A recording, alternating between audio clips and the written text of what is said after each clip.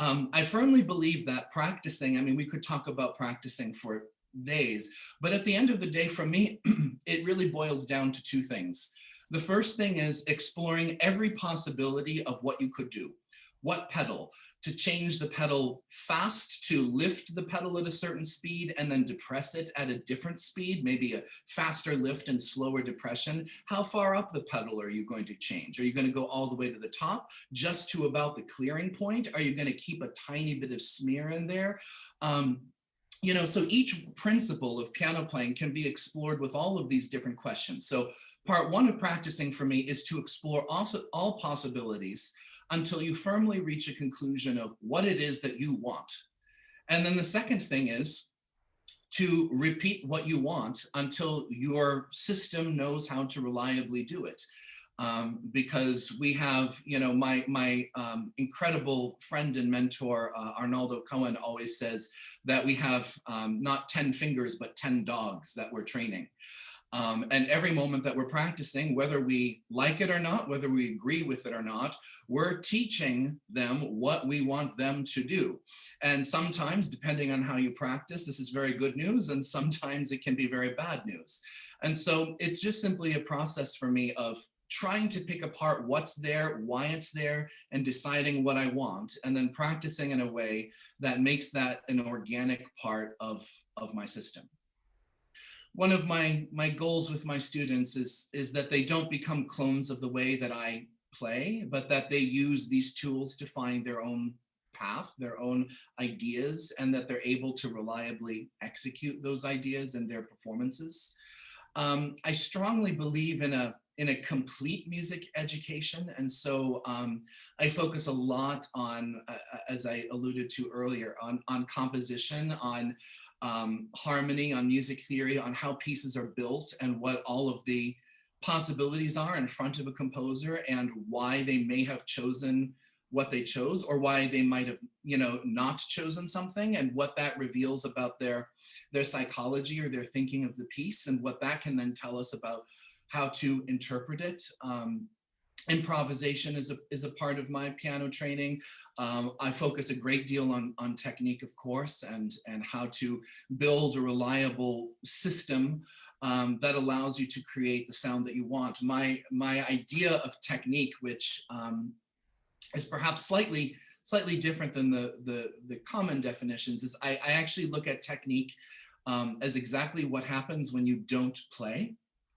In other words, it's the movement that happens between the notes. It's the preparation for the next sound, because as my mentor Arnaldo always said to me, when, you know, the art of technique is a little bit like conducting, because if you give an upbeat, it is here that you give the cue of what sound you want the orchestra to do.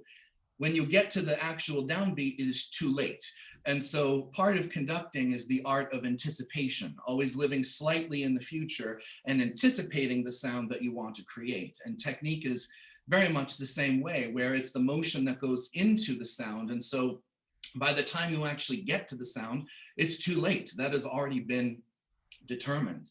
And so I work a great deal exploring the relationship of motion and the cause and effect relationship between motion and sound.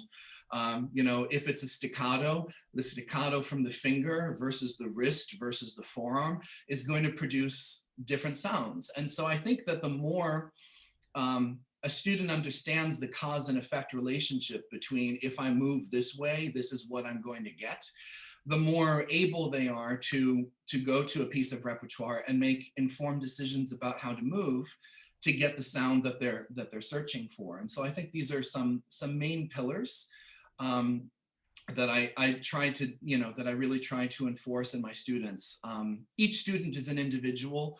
They come to me with all of their own specific strengths and weaknesses. They come to me wanting to be professionals. They come to me wanting to do this as a hobby. They want to become teachers. You know, so students come for all sorts of different reasons, and they have entirely different histories and concepts of what it is that they want. And so I feel like, you know, a part of a teacher's job is to the best of their ability, mold their approach to the individuality of each student, because no two students are alike. And one of the challenges in front of of me and any teacher, I think, is to find all sorts of different ways of expressing and explaining similar concepts, but one kind of explanation works for one person and another person works this way. With some students, I demonstrate almost constantly.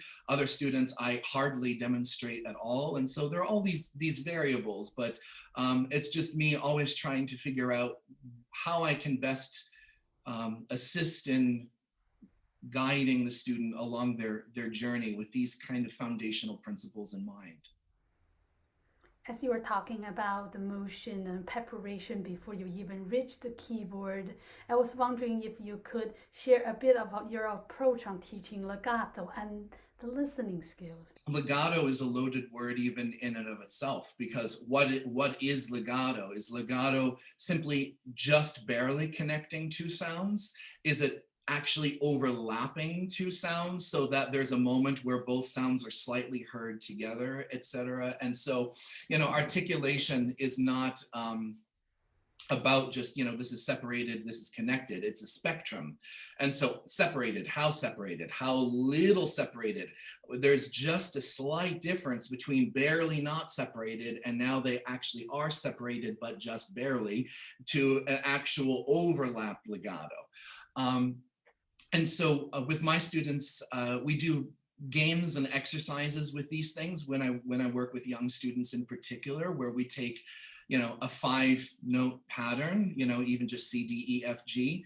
And we literally try to explore the entire spectrum from as short as you can play to, okay, something where you can hear some silence in between, going down to almost no silence in between, to now, oop, that silence is gone, to now we're actually overlapping them, to the point where you actually smear them, which of course is the extreme. And so I try to look at articulation with students as a spectrum, as a continuous evolving spectrum. And I think that by bringing that attention to it and really looking for, how one note moves to the next and really focusing on that, students develop a certain ear for it. And then of course, related, I think, to legato teaching is phrasing, because when you play two notes, what is the relationship of the two notes? Is the second note going to be more than the first? Is it going to be less than the first? Is it going to be the same?